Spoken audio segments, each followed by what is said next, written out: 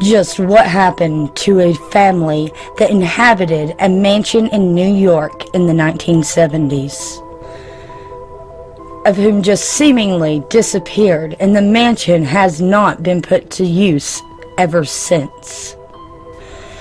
And how come in a city like New York, no one ever knew that this mansion existed until now?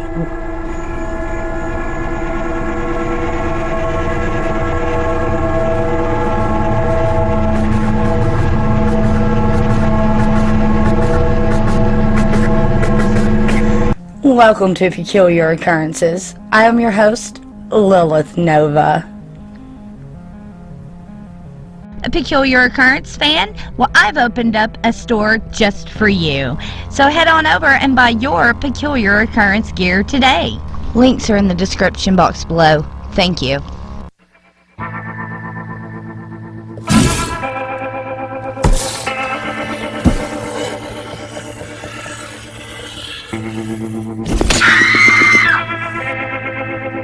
New York City is one of the most populated cities in the world, and the largest city in the United States.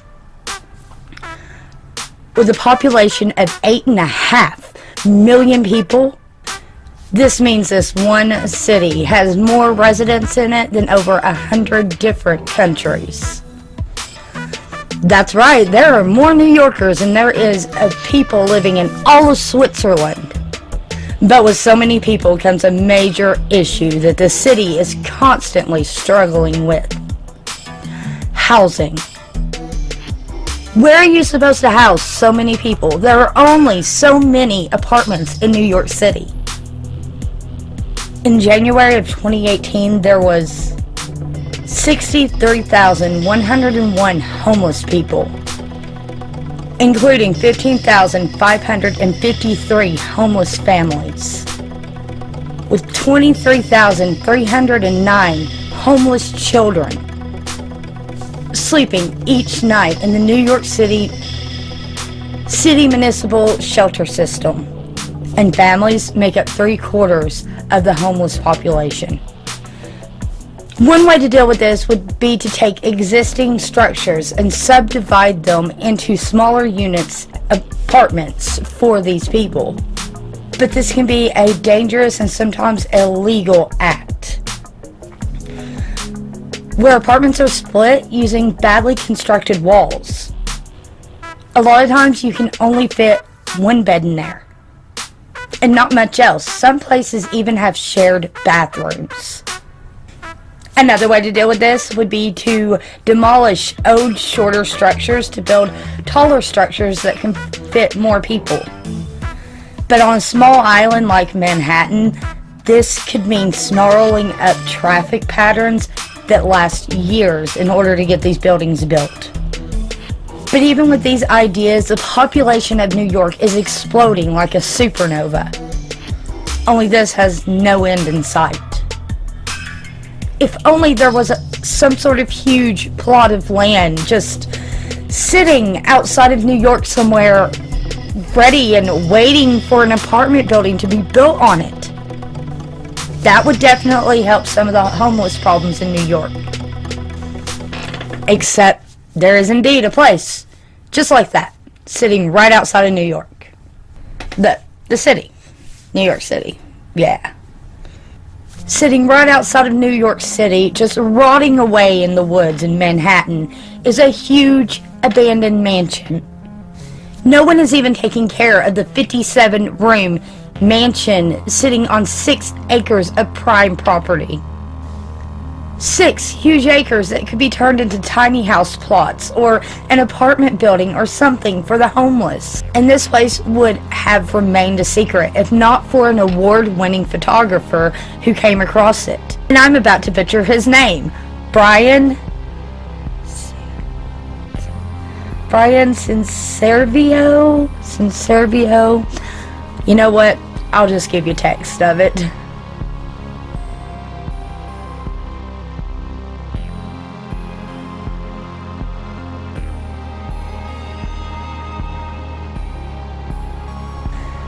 Brian loves to take pictures of crumbled buildings and roads, and even did a short film about an abandoned psych ward in New York called Shadows of King Park. In this case, Brian was given exclusive access to photograph the inside of this abandoned building. The decaying building was first constructed in the 1930s, and it saw people living in it all the way up until the 1970s. No one else really knows who the owners of this property is or why it was abandoned. It is quite a place too. The place even hosts an indoor tennis court and bowling alley. And it's so close to Manhattan that it is shocking that no one has turned this place into a luxury hotel or a shelter for the homeless. The mansion is huge and was probably well known in the 1950s and 1960s. However, what the building was actually used for remains a complete mystery. After a little digging around, it turns out the building does belong to someone, but the owner is very reclusive and doesn't let out his name. And he has a hobby, of buying up large estates like this just to watch them decay and fall apart. The man has several large properties all around New York just like this one. And he truly chooses to stay anonymous. I checked all over the internet for who currently owns this property and who used to own this property. I could not find a single article that stated any of the owners of this property. All of that information is a peculiar mystery that may never be solved. What is really crazy is it seems like the entirety of the mansion was completely abandoned in a mad rush. Nothing about this seems normal. As a matter of fact, there was so much stuff left behind, it seems like the owners had to flee like refugees from a war. The original owners' clothing, toys, books, furniture are all still there. And from the items laying around, you could definitely tell it was a woman with children who lived here, or at least one woman with several children who lived here. It really makes you wonder what happened to her. Perhaps it once belonged to a mob that had to flee before they were busted, or they thought they were going to be busted. Let's just hope that they didn't flee due to asbestos. One reason we can tell that there was at least a woman living here is there were shoes arranged neatly in a closet of one of the bedrooms. The shoes are in the slingback style and are in all kinds of colors and patterns. Interestingly enough, there does not seem to be any sneakers.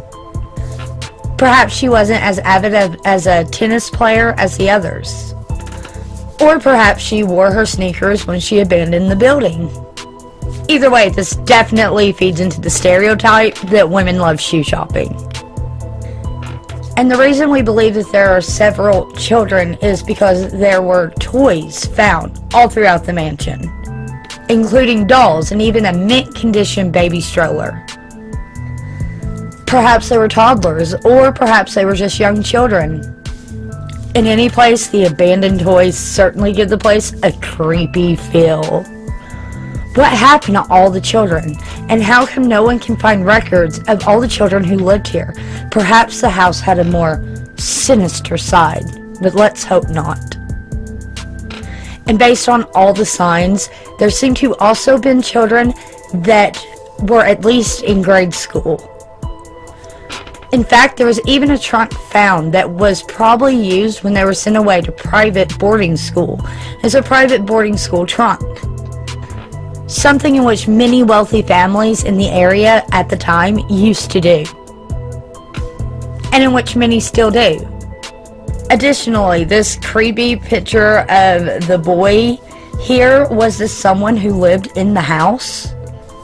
Or perhaps this was a boarding school of some kind, and this was one of the students that attended it. Another picture that would suggest that this might be some sort of boarding school, or they could have homeschooled their children, was the appearance of old steel school desks. And it is clear from the layers of chipped away paint that this room was kept up with very well, at least until it wasn't anymore. One of the more interesting parts of the house is that it had an extensive library. There are dozens, if not hundreds of books that have simply been left and abandoned. This only serves to prove one of two things. If this was a family home, the family put great importance on education. Or if this was a boarding school, then the children had plenty of reading material. Could you imagine curling up on that couch right there and reading a good book? Despite that the mansion sits on one of the most densely populated cities in America, there is actually very little structural and interior damage done to the property. While there is some graffiti here and there, the property's mostly been left alone and forgotten about. In fact, there are gorgeous blue rugs, pianos, and even a suitcase sitting right there on top of a couch, left alone for years. The only real damage to this room seems to be the broken mirror, though the appearance of so many pianos indicates that someone definitely played, or perhaps this was used as some sort of music room if it was a boarding school. Perhaps one of the coolest parts of the house is the indoor tennis court, and the roof is covered with glass to let in light. The windows could even be shut, and this place could potentially be turned into a greenhouse during the winter months to feed a population of homeless people, and they can be open during the summer to let in the cool air. But nowadays it seems the tennis court has been turned into little more than a junkyard, with stoves and refrigerators and even an old car sitting in the back. Just imagine if this was turned into a place for the homeless. How many people could be fit in this room alone? Or, like I said before, it could be turned into a self-sustaining garden to feed the homeless. The house has been decorated in a way that would suggest that it was always owned by the family of the people who built it and passed down from generation to generation, with furniture and decorations showing off different time eras. There's everything inside this house, from Victorian furniture and wall decorations to 70s shag carpet. There are bold printed wallpaper in the rooms with gold finish and Victorian style trophy cases. It's very interesting that the people who once lived in this house had almost 100 years of design left in it. Another interesting way to date the house and the people who lived in it is to look at the evolution of chairs in the house. There are chairs in there dating all the way back to the 1930s and going through to the 1970s. There are the bamboo chairs from the Art Deco movement, bold colors from the 1950s and 1960s, and even the brownish mustard yellow chairs of the 70s. Again, this would suggest that the same family may have lived here and passed down the property. This picture shows a children's rocking horse that is resting in between two couches which are slowly but surely disintegrating. But what may be even more interesting is the way that snow and the outside forces has been able to enter the house through this window, even though there's still a curtain. And with this happening, soon the earth will reclaim this place. Such a senseless waste of space that could be going to house dozens of homeless families. Even though there were very little televisions in homes in the 1930s when this house was built. It is very interesting to note that there was almost no TVs in the entirety of the entire house. But it would appear that this mansion was in fact a place of musical talent, as there were several record players, radios, and other musical instruments scattered all across the house. Perhaps we have a hideaway for musicians here, or some kind of speakeasy. There was supposed to be several bars. This picture actually shows an abandoned armchair sitting in front of an old abandoned TV. with paintings hanging on the walls that are slowly decaying. Sadly, someone spray painted over it. With boxes laying around as if they tried to pack. Was this house perhaps foreclosed on by a bank? Did they owe a mortgage? Was it repossessed and the owners had no time to get their things out? We may never know. Why does this house have a player piano in it? For those of you that don't know what a player piano is, they're a piano that works on an electrical current and play themselves. You know, like the creepy pianos in old scary movies and westerns and stuff.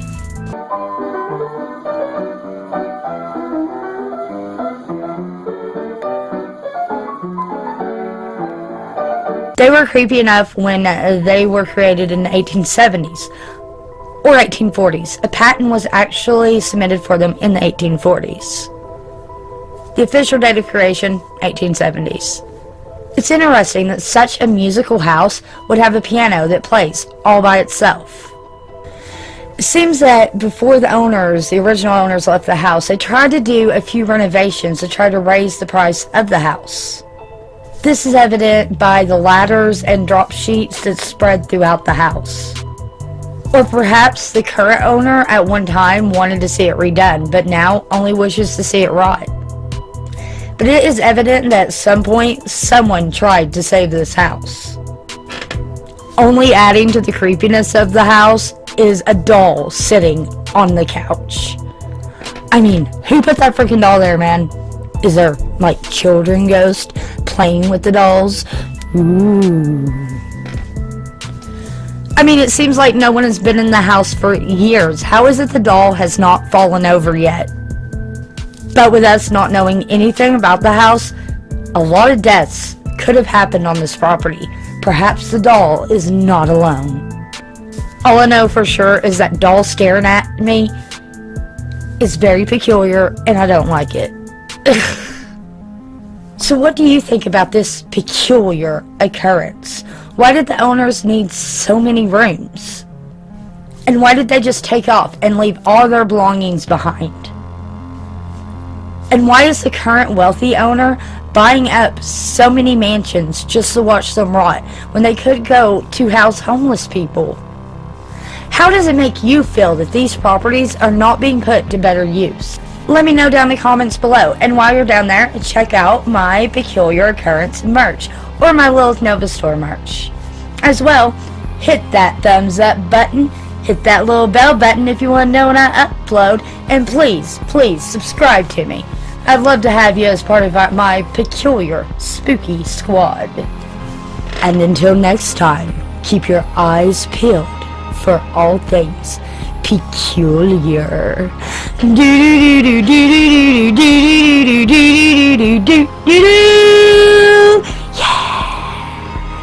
My voice is almost back. A Peculiar Occurrence fan? Well, I've opened up a store just for you. So head on over and buy your Peculiar Occurrence gear today. Links are in the description box below. Thank you. Are you listening? Damn.